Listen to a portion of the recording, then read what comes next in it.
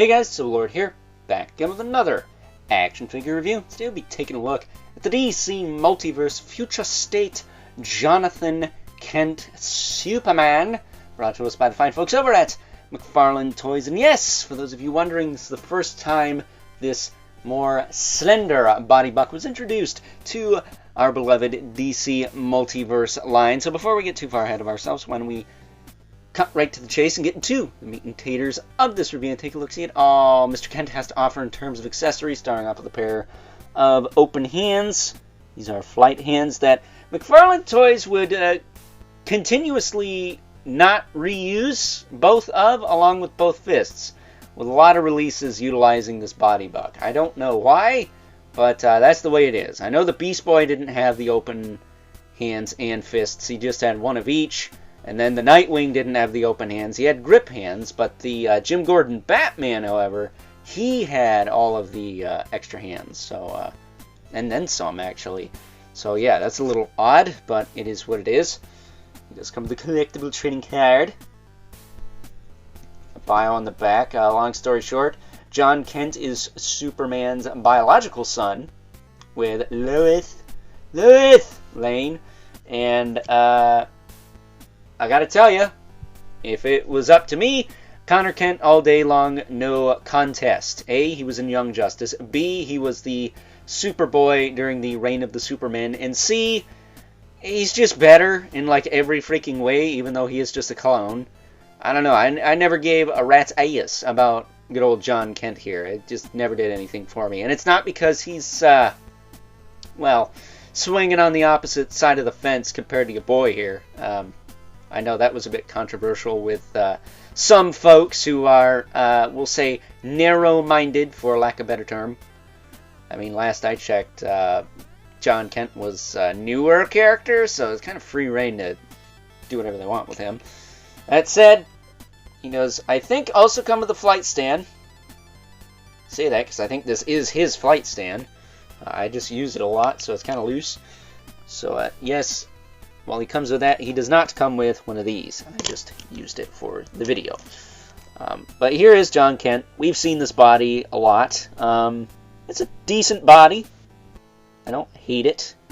But, you know, I don't like this figure nearly as much as I probably would, you know, had he have been the first figure I got with this body. I think Nightwing or Beast Boy was the first one I got with this body.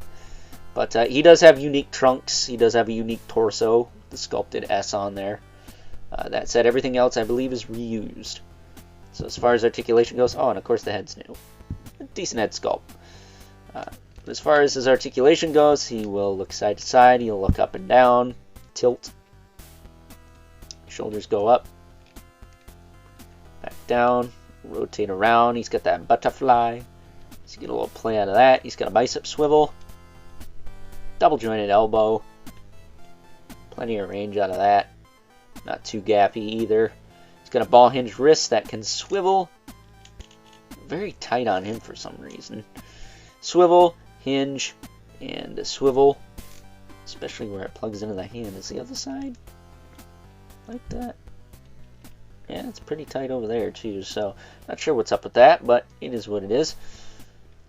As far as the torso goes, he will crunch back that far. Forward, not very. You do get some rotation out of that. Some tilt. You do get some rotation out of that waist too. Very stiff, but you know, that's a good thing. For me at least. I don't like loose floppy joints.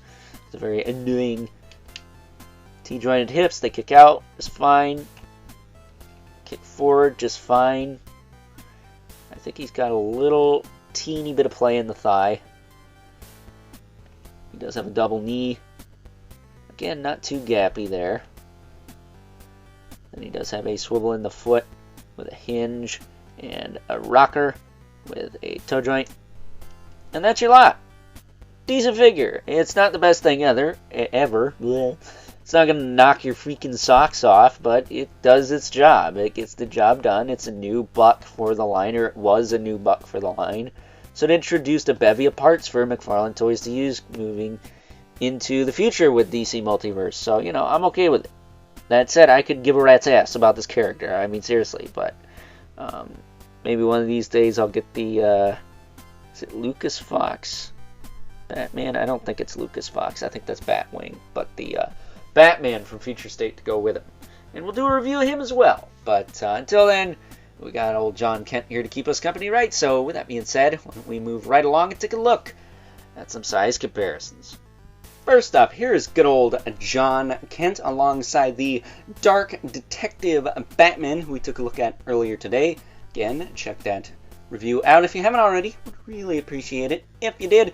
As well as John Kent's old man, Mr. Clark Kent, aka Superman, or in this case, Superman doing his best Leonidas cosplay. I still think this is one of the better Superman figures from this line, but he is a gladiator after all, and that kind of tickles the Mythic Legion's fancy, if you know what I mean. Not comparing it to Legions by any means, but it's a pretty solid figure. And I think he scales well with these two. He's supposed to be a younger chap, so I think that's fine. Getting them out of the way, though. Bring in our two regulars, the Mythic Legion's Brother Mandibilith, right there. And the infamous 11 Spawn, who, as usual, towers over everyone. So, with that being said, it's time now that we wrap things up with some final thoughts. Overall, and out of all of the figures I've taken a look at from this Future State subline, I have to say that good old John Kent here is the most uninteresting. I don't think he's a terrible figure. I think it gets the job done. It's a fine figure, introducing us to this more slender body butt for the McFarlane Toys DC Multiverse line. But if you've been a subscriber and or viewer of my channel for some time now, you know that we've already taken a look at this particular body buck numerous times on the channel, and as I mentioned earlier, it's not the first time I've ever messed with this body buck either. I'm pretty sure the first time I ever got this body buck was with the Walmart exclusive Beast Boy or the Titans Wave Nightwing, which to me, far superior to this guy, despite the fact that they themselves do not come with a lot of accessories either. So it is what it is, I'm afraid. So with that being said, hope you guys enjoyed this review. Until next time, I'll catch you guys later.